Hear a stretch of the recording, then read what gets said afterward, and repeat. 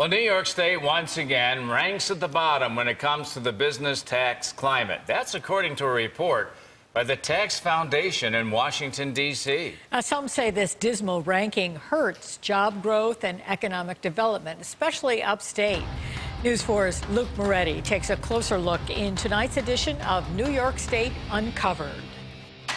It's happening all across New York State. A resurgence of economic development across upstate. There is no question that this region is in a much better place than it was 10 years ago. Places like Buffalo that had been starving for attention. Smart, dynamic, innovative businesses are starting here, moving here, and thriving here.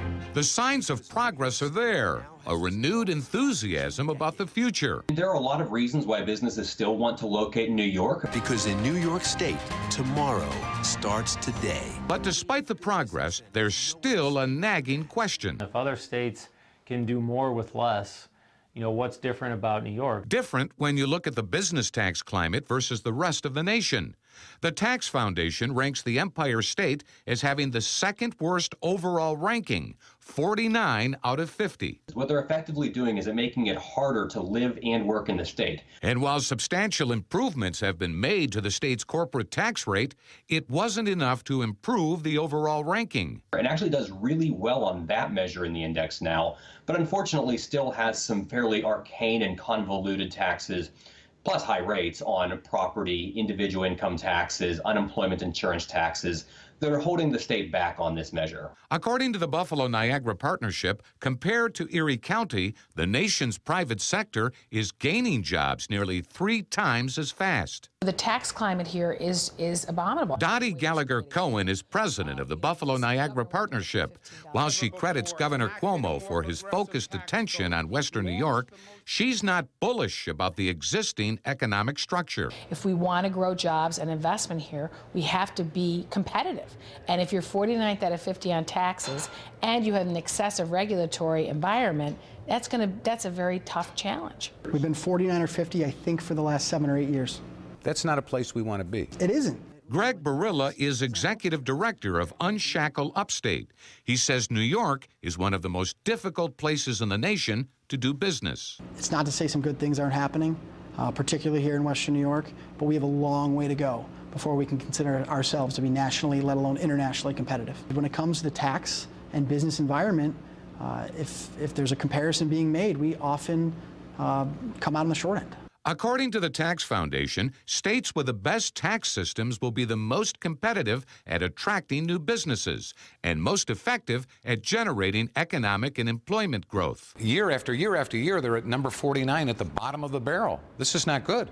That's absolutely correct. And the good news is the state knows how to make improvements. Stephen Elwell is vice president of Level Financial Advisors. Attacking, I think, the individual income tax rates, property tax rates, and sales tax rates would be the most impactful on a scorecard like this. Elwell says a state's tax structure, especially the individual tax piece, is something that companies consider when deciding where to locate or even stay. You would want to know what type of impact is this going to have on my employees, because I want to ensure that they're going to be able to be financially successful, because if they're not, that may affect their work performance. The state's acting commissioner of taxation and finance recently testified before a budget hearing in Albany that Governor Cuomo has transformed the business climate.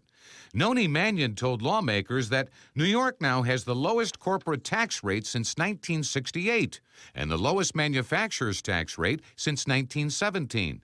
She said the tax cuts will save businesses over $7 billion over the course of Cuomo's 2 terms.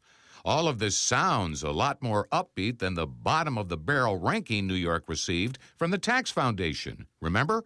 49th in the nation. What do we make of that? Not much. Fred Floss, chairman of the economics department at Buffalo State College, says New York is actually in a better spot than what's portrayed by the Tax Foundation.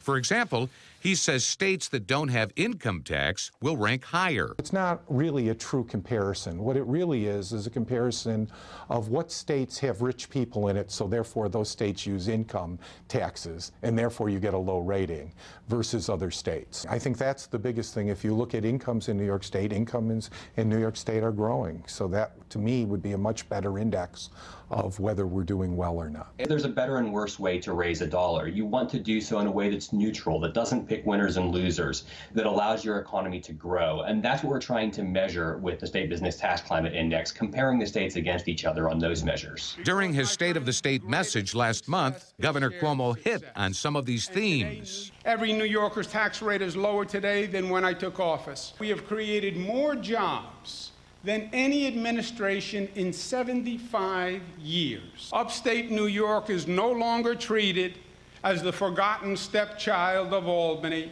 But Dottie Gallagher-Cohen says for the Buffalo-Niagara region to stay competitive, more needs to be done. If we could get property taxes and income taxes and sales taxes under control here, that would go a very long way in terms of leveling the playing field. Where we need to get is to be competitive compared to other regions. We're not there yet.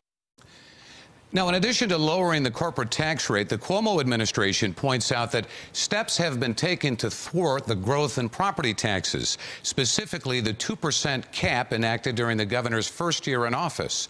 The administration estimates that property taxes have been lowered by an average of $2,100. Luke Moretti, News 4.